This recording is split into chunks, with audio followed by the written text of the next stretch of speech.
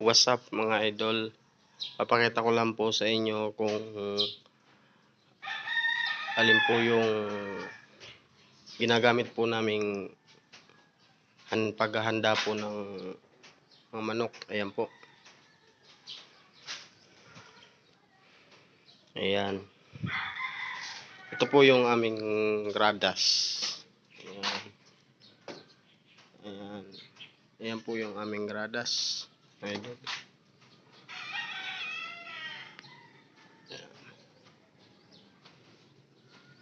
At ito po yung aming recording area. Yan po. Yan po ang aming recording area at napakainit po. Sobrang init po dito ngayon sa amin. Ayan po. Talaga namang pong sobrang init.